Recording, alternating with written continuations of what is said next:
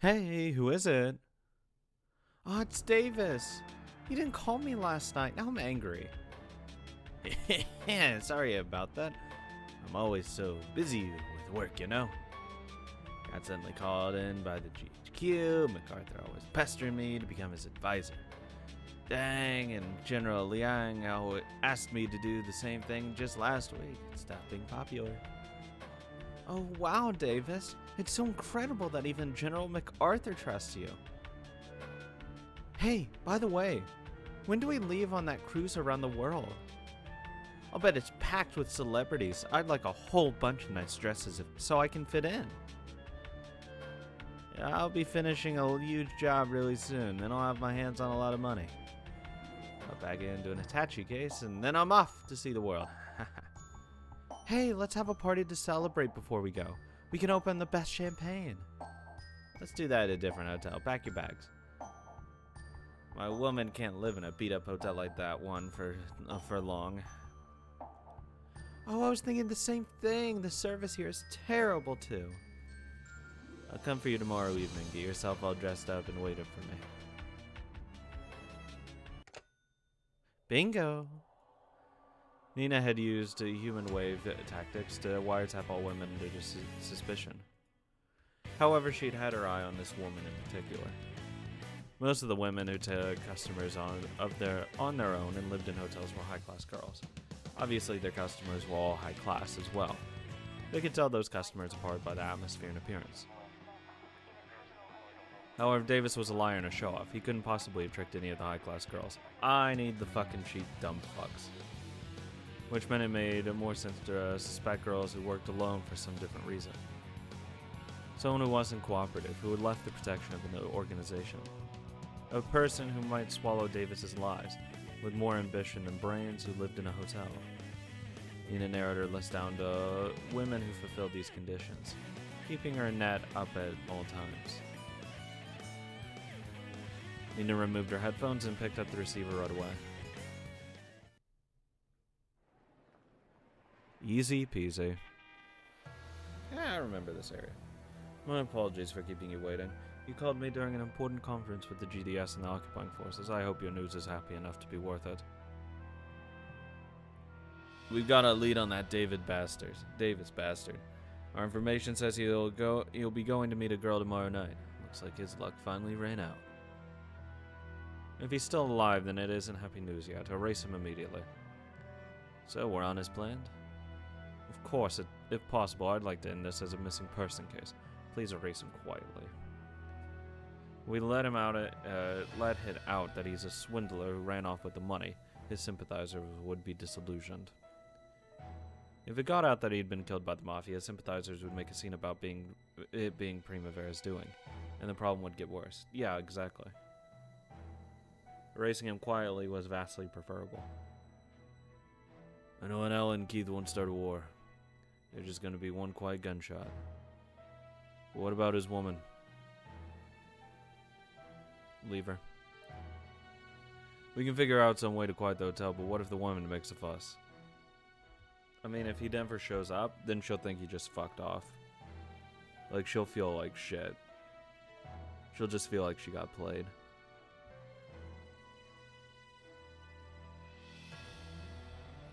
Why even ask? Simply add the sound of another gunshot. Figured you'd say that. All factors that impede Rose's work must be eliminated without mercy. I think that's unnecessary.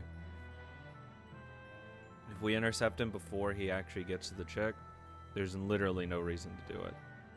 Having her would lend credibility to the fact that he just fucking ran off, honestly.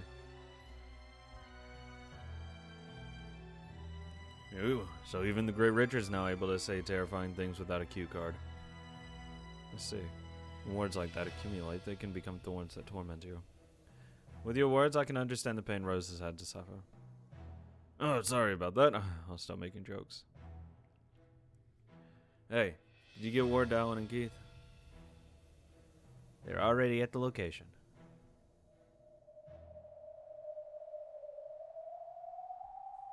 Because, like, the second he steps out of his car, you can, like, fucking dome him. Phew, talk about a lonely street. I like it. Let's set up on this street. Around the building looks pretty good, right?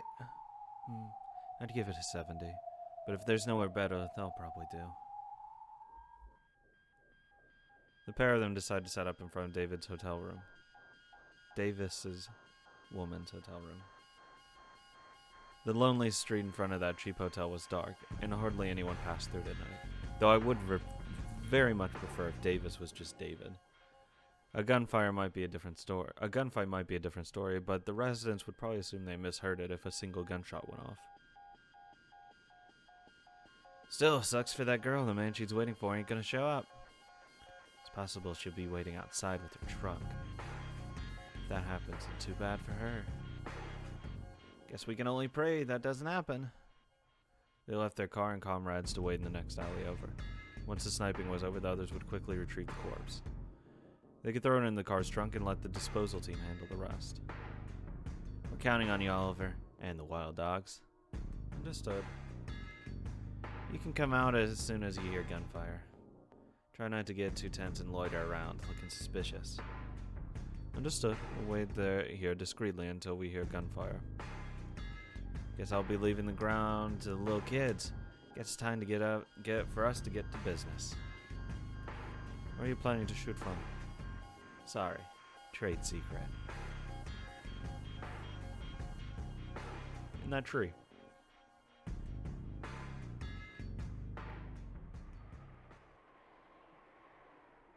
Never mind, on the top of the fucking building. The sniping location they chose was the roof of a twisted apartment at the end of the street. It was a patchwork building made up of mass-produced inferior goods during the Reconstruction rush. There was hardly any inhabitants, and it was conveniently placed. The distance between their location and the front of the hotel was a bit over 200 meters. That distance was hardly a problem for Keith's skills. With the target's keen instincts be able to sniff out a gun barrel pointing at him from 200 meters away? That's all there was to this contest. So, okay, let's set up camp here. Now, to be fair, he could just be playing her, like I feel like he is, and just be like, oh yeah, I'll show up, babe, don't worry, I'll be here tomorrow, and he'd just like, fuck that shit, I'm done fucking talking to her. This could be a long one. Be ready to stay holed up for about a week. Alan set down a heavy-looking bag he had been carrying. Inside were food and drink. They really were planning to spend several days on this ceiling. According to the wiretap, their target would be coming for a woman at 10 tomorrow night. However, this was a tricky customer. There was no guarantee he'd showed up at the planned time. He might be heading here right now, or he might show up several days late. Keith immediately got into sniping position. However, there was no tenseness about him. He looked as calm as someone sticking a fishing rod into a pond. Well, that's because that's what we're doing. It's not uncommon for snipers to wait several tens of hours for a target.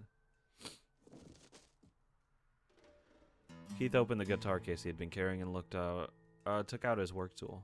It was a cutting-edge prototype Soviet sniper rifle, which he had obtained through special means. The gun was far lighter than older sniper rifles, and well suited for problem erasers. It was superior to older models in all sorts of ways, including round capacity and rapid fire capabilities. I feel like that's not needed. Of course, he didn't intend to merely rely on the advanced capabilities of his gun. It had been remodeled Keith's style down to the smallest detail. Naturally, the stock had been shaped down to fit better in his hands. It was tuned to perfection. The trigger was so light that a feather could set it off, so as to not get in the way of Keith's animal instincts. The variable scope was adjusted uniquely in a crazy way. No one other than him would be able to use it. Ah!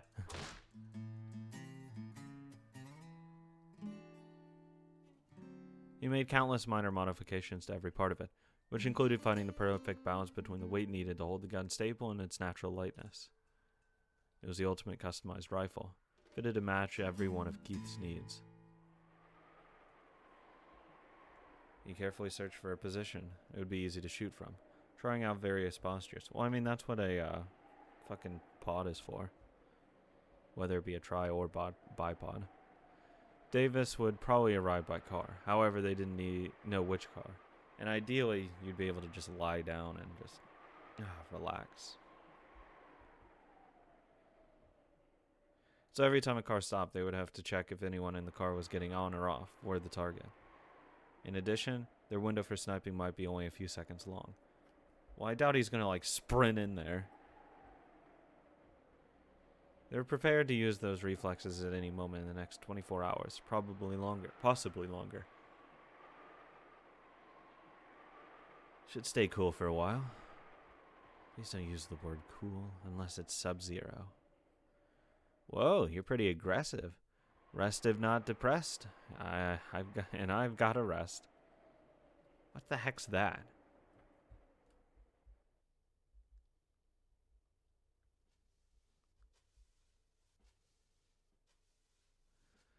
Finally, there was a rest break in the three-party conference over distribution between Rose, Lee, and Butler.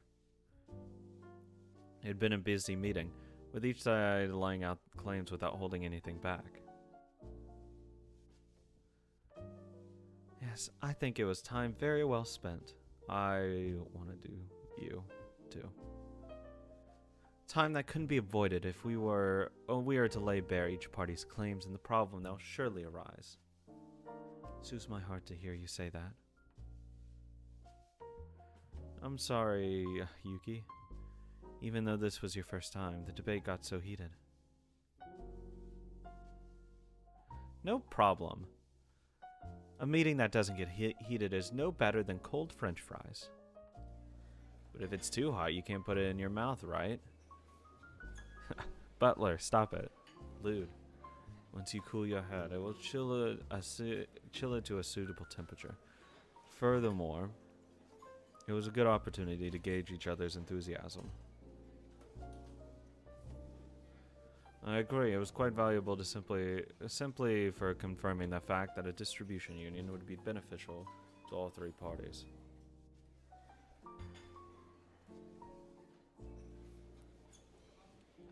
Richard, who left partway through the meeting, had been in high spirits ever since his return. He had apparently been called away because of some urgent business with Cyrus, so it must have been some good news.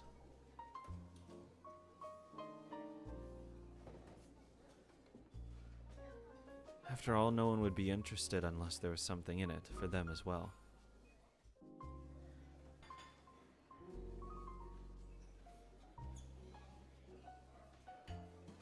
Exactly. If you're just talking about ideals, that brings it up to second rate. Add money into the mix and it's first rate.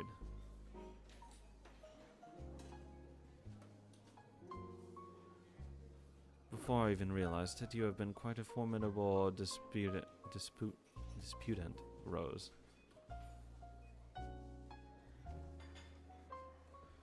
Not at all. I'm the same as you all. Is she, though? There are responsibilities I bear and countrymen I must protect. If retreat is forbidden, then we can only fight on the same playing field. Her gentle smile calmed the atmosphere. However, Stella was struck dumb, at a loss for words. After all, until a few moments ago, this place had been a war zone, and each group digging at the other with cold-blooded words. Come to think of it, when she was a lady of the evening, she had only ever encountered Butler and Lee during fun banquets. Though Butler would sometimes raise his voice when complaining about his work, it was somebody else's problem. She just had a smile to urge him on. Tonight, Stella had seen combative expressions on Butler and Lee's face she had never seen before. On reflection, she only ever chatted with them happily over drinks before. Even though she had known that they had this side to them, it had been a considerable shock. It made her feel pathetic. Rose had been doing this sort of thing all this time, constantly, without rest.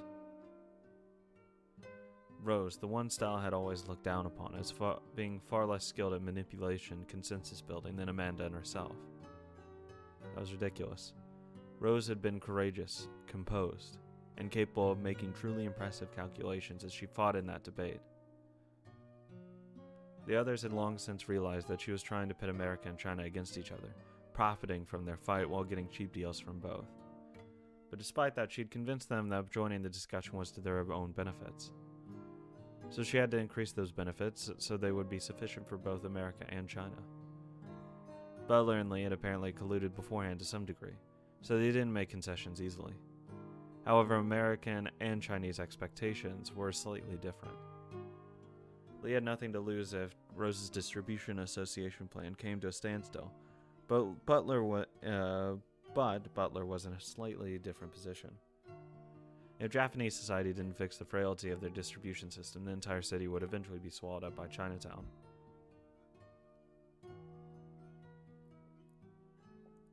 The American occupying forces couldn't afford to overlook this Chinatown transformation. Before the meeting started, Rose had predicted that American-Chinese collusion would lead to Lee coming out aggressively, and she made a secret agreement with Butler. As a result, the meeting proceeded with Butler, who wanted a resolution somewhere between the other two parties' aims, acting as an intermediary. As all three parties made compromises to the others, they worked out certain points of mutual agreement. Stell had been unable to do anything but watch over this melee of words, stunned.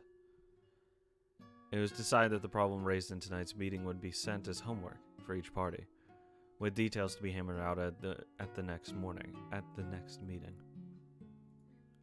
However, they had been successful in reaching a broad outline of an agreement. Since Rose wanted to quickly build an association, removing the Japanese vulnerability to outsiders disrupting their distribution system, it's probably fair to chalk this up to as a success for her. So what about the other two? Were they hanging their heads in exhaustion? Or were they shaking with uncontrollable anger, unable to get over their hatred with each other? No.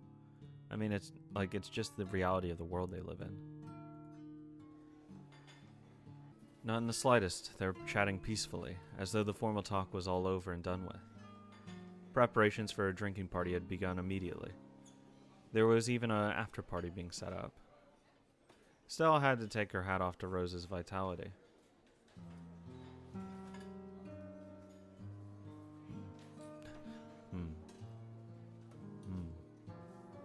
Thanks. If you're overwhelmed by something like this, you'll have trouble later. What are you talking about? How rude! She tried to look tough, but she was unable to fool her brother. This is Rose's world. Is she going to keep doing this all the time?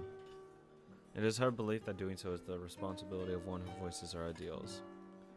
However, her ideals are not something that can be accomplished alone, in a single generation. I know that. That's why. Her frustration with her own insufficiency got caught in her throat. However, she bit it back and swallowed it down. She tightened her chest and let it burn out inside her. It's not like something she can do. I can't. It was just a sudden shock, so I was a little surprised. I'm fine now. You may have plenty of experience dealing with women, but this is your first time in a discussion with men, is it not? That's true, outside the bedroom, but I understand now. I won't make a fool of myself like this again. Indeed. Let's stand at the front along with Rose. Yeah. The trail to the future isn't blazed by any person. We all blaze it together, and that starts right now.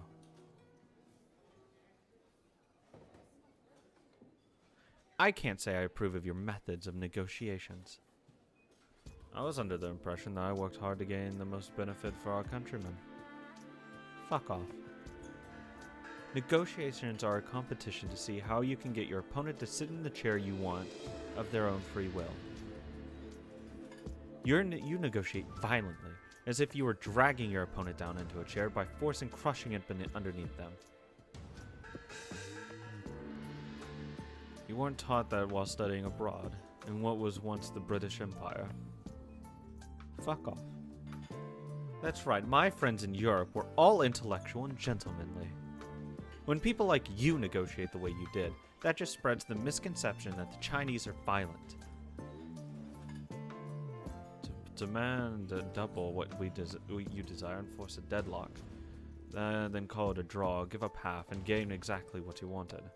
God, what? That is the most effective method of negotiation. Jesus Christ. That was a fucking word sandwich. Your method of dealing is exemplary, but not realistic. You must have more practical study. Use your violent methods all you like in the criminal underworld. However, making deals for the distribution association is the job of my honest business. I say no thank you to underworld negotiation techniques. Violence isn't negotiation. It's just a human... fuck. Their names are too similar. Violence isn't negotiation. It's just a human rights violation that tramples over your opponent. I hate the Mafia. What do you mean you're doing it for your countrymen? You make me sick. Ooh, the little sister arrives with a bang. I should have brought my little sister from the States. Oh my god, yes. I want both. Captain, pardon me for interrupting during your chat. What is it? Secret? What could it be? When the report was whispered into Butler's ear, his joking face went immediately into serious. Never heard anything about that. Damn it. Captain, is something wrong? Pardon me, Rose, Stella, and Yuki. A bit of urgent business came up. Sorry, but I'll have to take my leave for the day.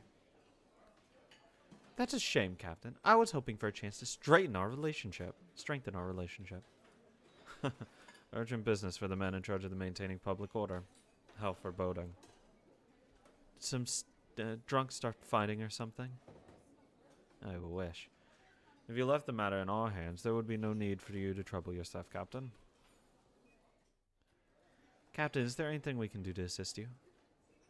It's no big deal. Don't worry about it. See you later. Wonder what's gone into him. I imagine the mites of the city stirred up some nighttime disturbance with each other.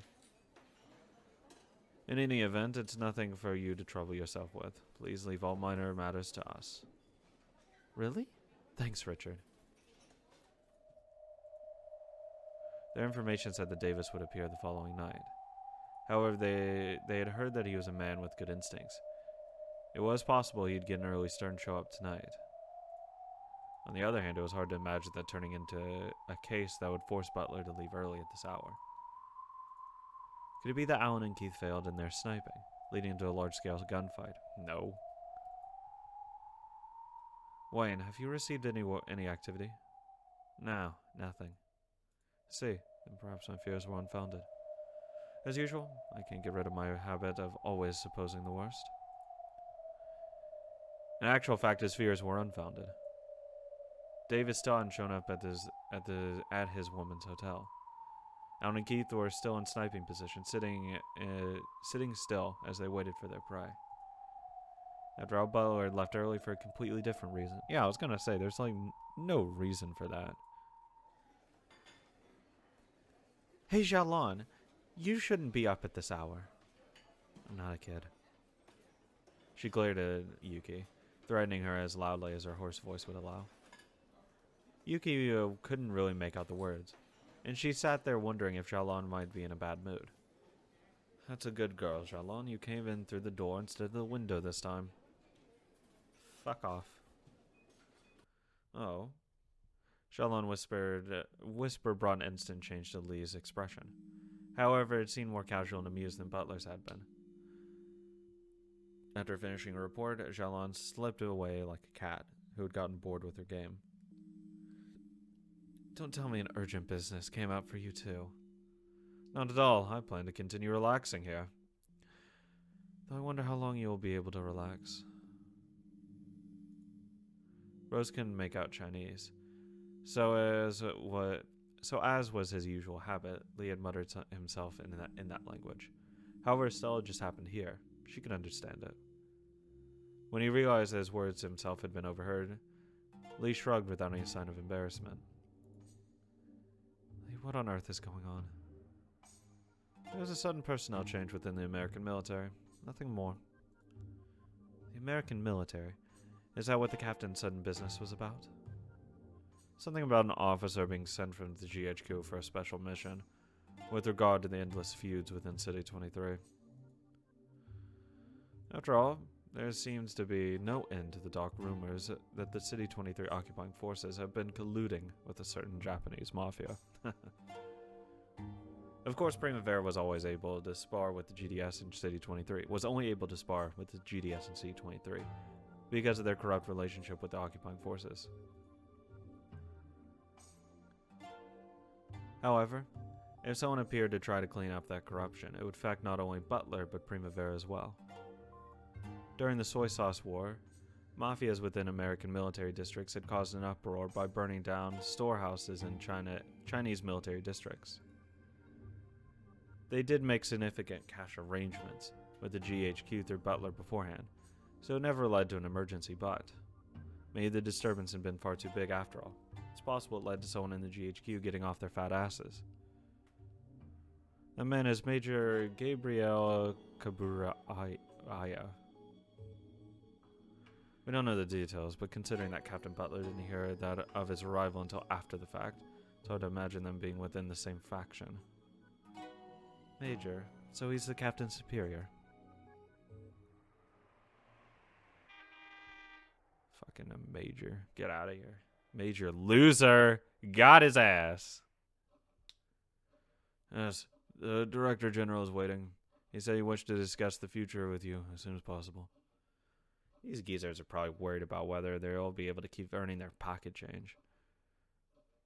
Please go on ahead. I'll be there soon. Butler would stop by his room first. He needed to be alone to reset his mind, if only for a few minutes. Sheesh, these geezers are too jumpy. When Butler's superiors heard that a major had been dispatched from the GHQ as a special officer, they must have been horrified. Well, yeah. It's never a good sign that it's like, we need someone higher up over here. They're afraid that someone on the inside had made an accusation of corruption, and that the officer was here to investigate. Their business had been silently acknowledged thanks to the generous sharing with high GHQ officials. However, there are factions within even the GHQ. Each one was involved with corruption, and all tried to drag down opposing factions to have it all to themselves. It was possible that an opposing faction sent this officer in search of a scandal to bring down their rival. Probably. During the last year or two, City 23 had gotten a bit too active. The nighttime disturbance that ended the war with Caleb had been a one-time deal, so they were able to cover it up.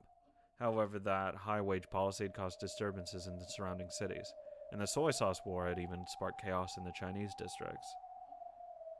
Also, when the Soy Sauce War was resolved, it became clear that many mafias in eastern Tokyo were cooperating, and this info had been even reached those in charge of maintaining order in neighboring cities. The City 23 HQ, which was connected to Primavera, had been able to explain away these disturbances, but... well, it'll all work out. There's nothing you can't cover up in this world. I'll treat those GHQ old farts plenty of hush money. After all, I just need to show them some data that looks good on the surface and ask about the major's preferences and boobs.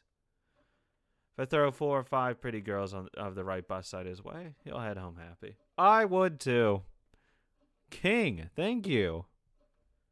But I'd want Meryl, probably. I'd actually probably request, specifically. We'll go fucking shopping. When he put his hand on the doorknob to his office, he sensed that someone was inside. He could hear classical music. Fucking dickbag. Get out of my fucking office.